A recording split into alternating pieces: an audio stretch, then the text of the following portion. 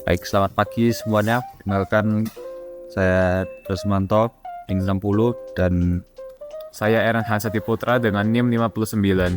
Nah, kami akan mempresentasikan tugas kami untuk AFL 1 Web Development, yaitu membuat website dengan sesuai dengan nama-nama model yang sudah kami pilih, yaitu kami pilih untuk membuat mahasiswa, mata kuliah, serta enrollment-nya. Nah, untuk kelas mahasiswa sendiri kami menggunakan beberapa atribut. Ada beberapa atribut untuk kelas mahasiswa, yaitu ada ID, nama, serta address, alamat. Kemudian untuk kelas mata kuliah kami memiliki atribut ID dan nama mata kuliah saja, dan kemudian untuk enrollment kami memiliki ID enrollment, dan juga ada ID mahasiswa dan ID mata kuliah, di mana masing-masing dari ID mahasiswa dan ID mata kuliah itu merupakan foreign key dari kelas mahasiswa dan kelas mata kuliah. Selanjutnya saya akan menjelaskan view. Nah, untuk di view sendiri, pertama kami akan include controller PHP untuk memanggil controller PHP dari view. Dan kemudian untuk styling kami menggunakan Bootstrap 5 untuk styling dari website kami. Kami mengubah primary background dari Bootstrap sendiri di visual default agar menjadi warna orange seperti di website yang UC, sesuai dengan tema kami, yaitu UC Light. Kemudian untuk navigation bar, di sini kami menggunakan konsep one page. Jadi untuk page-page yang tidak sedang ditampilkan itu akan secara otomatis di-hide oleh script. Seperti contoh, ketika kita pindah ke page mata kuliah, maka ini tidak akan berpindah page, tapi akan meng-hide page lainnya, yaitu mata kuliah dan juga enrollment. Kemudian untuk view-nya sendiri kami hanya menampilkan table di main-nya. Selain dari form, ya, kami menampilkan table yang berisikan oleh masing-masing atribut, yaitu ada mahasiswa ya, berarti ada nomor, nama mahasiswa dan juga alamat mereka, dan juga ada aksi mengedit masing-masing, atau mau bisa nama ataupun alamat dari mahasiswa, dan juga ada action delete.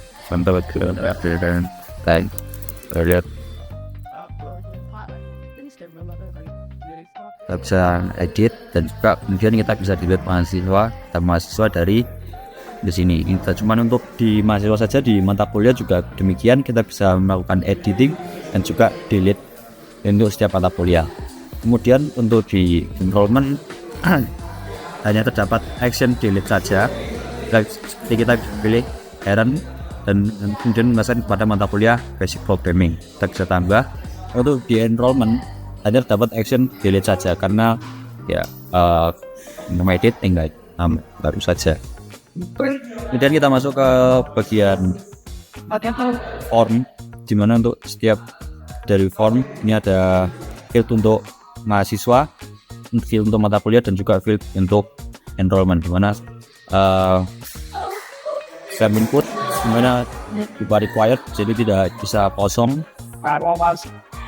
dan kemudian juga button untuk submit, ada juga bisa untuk menutup.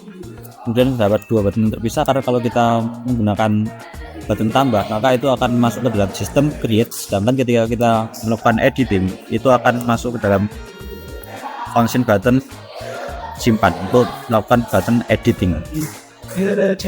Jadi untuk bagian script, ada script untuk melakukan navigation pada halaman utama, dimana ketika page itu kita show, kita memilih page mahasiswa, maka page yang lain akan di-hide berdasarkan dari ID dari setiap page yang sudah tertulis di dalam ID pada setiap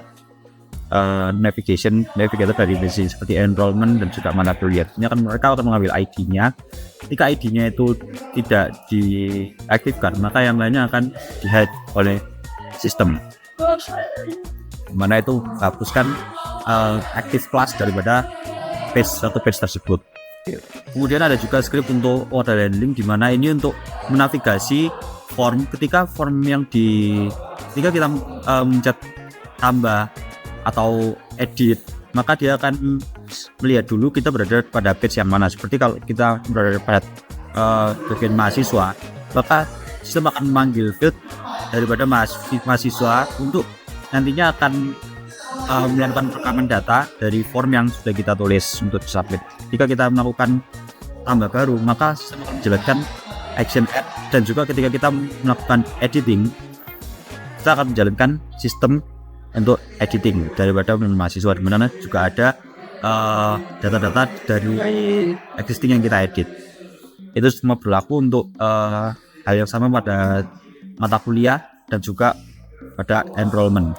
Bedanya ketika enrollment terdapat satu sistem lagi di mana untuk menambahkan drop down untuk setiap, karena sistem dari penulisan yang kita pilih untuk enrollment adalah drop down. Jadi dia akan melakukan penambahan drop down ketika ada data baru yang masuk dari baik itu dari field mahasiswa dan juga dari field mata kuliah. Dan kemudian yang terakhir ada delete handling, itu akan menghapus mahasiswa sama seperti sebelumnya berdasarkan field yang kita pilih. Ketika mereka berada pada page mahasiswa, mata kuliah atau enrollment, maka dia akan delete sesuai dengan tabel-tabel yang di mana kita membuka database tersebut, dan juga terdapat confirmation apakah Anda yakin menghapus NB sebagai safety. Kemudian kita akan lanjut ke controller yang akan dijelaskan oleh Eric.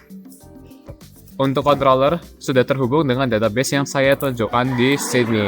Nah, jadi controller ini berguna untuk sebagai penghubung antara model dan view-nya, sehingga view-nya itu bisa menampilkan data-data, dan juga dari view-nya itu data yang di input user bisa masuk ke dalam database-nya juga. Caranya bagaimana? Yang pertama kita connect dulu kepada database, yaitu ini nama DB host, DB user, DB post, DB ini kita masukkan kepada connection ini supaya kita bisa menghubungkan ke SQL. Nah, setelah itu kalau misal ada connection error, maka ada safety systemnya dan juga memberitahu bahwa ada connection failed-nya begitu. Selanjutnya adalah database controllernya sendiri. Jadi kita memutuskan untuk membuat class database controller karena daripada pada setiap function kita membuat connection baru dan juga execute statementnya, kita membuat connection itu hanya satu saja, tetapi bisa dipakai berulang kali. Nah, jadi beberapa dari functionnya adalah read. Untuk read caranya kurang lebih sama dengan 3 ini, yaitu yang pertama kita membuat list dari array kosong yang akan kita return nantinya. Kalau kita mau menulis query-nya apa, ini sebenarnya kita pisahkan agar lebih gampang dibuat. Dan yang ketiga, kita tulis result. Result ini kayak masih dalam satuan utuh gitu ya, jadi bukan dalam tipe yang bisa di return kepada dalam bentuk array.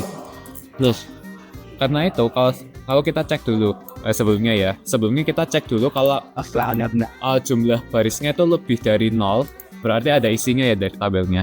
Itu kita looping, jadi dari row dari resultnya ini kita di dalam sini itu kita masukkan satu persatu row-nya dengan kolomnya, dengan isi kolomnya apa saja. Sebagai contoh, ini kan kita membuat model baru mahasiswa, lalu dari row ID ini yang dari database itu kita masukkan ke mahasiswa yang berada di objek ini. Kemudian sama juga untuk nama dan juga address. Lalu kita masukkan objek mahasiswa ini ke dalam array list ini, dan setelah kita loop untuk semua row yang ada di tabelnya, itu kita return. Nah, ini kurang lebih sama untuk get all mata kuliah dan get all enrollments. Nah, sekarang untuk create, update, dan delete, ini untuk add itu juga kurang lebih sama di antara mahasiswa, mata kuliah, dan enrollment, yaitu kita meminta 2 parameter, nama dan address, lalu kita membuat statement, prepare statement agar lebih aman ya, yaitu insert into mahasiswa, lalu ini apa yang ingin kita masukkan, yaitu nama dan alamat dengan values. Nah, ini values-nya ini kita berikan tanda tanya karena nanti kita akan masukkan pada bind parameternya. Nah, ini SS adalah data type pada inputnya. Kemudian ini nama itu nanti kita masuk ke tanda tanya yang pertama. Kalau address itu masuk ke tanda tanya yang kedua. Kemudian kita execute dan akhirnya kita close lagi. Kemudian untuk edit kita meminta 3 parameter dan kita membuat prepare statement lagi, tetapi daripada pakai insert kita memakai update. Lalu kita set namanya menjadi apa, alamatnya menjadi apa, dan ID-nya menjadi apa. Kemudian kita bind parameter, tapi yang ketiga ada i-nya, karena i-nya itu kita pakai ID untuk where-nya ini. Untuk delete, langsung saja di delete mahasiswa from mahasiswa where ID-nya itu berapa. Lalu sekarang bagian form alias atau request handling, tetapi karena kita kebanyakan pakai post ya, kita ingin pakai post saja di sini. Nah, jadi pertama kita buat object controller database-nya seperti yang tadi kita bilang, supaya koneksinya tidak perlu buat banyak-banyak. Kemudian action-nya itu nanti tergantung dari apa yang view-nya itu form dari view-nya minta, yaitu nanti ini kan kita sudah masukkan dari post action-nya itu apa ke dalam variable action. Nah, kalau semisal action-nya itu kita pakai switch nih ya, switch add mahasiswa, itu nanti kita akan cek kalau semisal bagian post nama alias nanti di modelnya itu namanya ada sesuatu dan juga post address-nya itu ada sesuatu, ini yang menggunakan function iset. Nah, nanti kita akan menggunakan function add mahasiswa dari controller database tadi. Lalu kita break sama seperti switch case. Lalu sama kasusnya untuk edit mahasiswa, kita tinggal cek apakah isi formnya ada isinya, kemudian kita lakukan edit mahasiswa functionnya. Sama halnya dengan delete mahasiswa, dan juga sama halnya untuk ketiga objek lainnya. Lalu akhirnya kita kembalikan lagi ke header supaya view-nya tetap di view.php. Kemudian kita exit.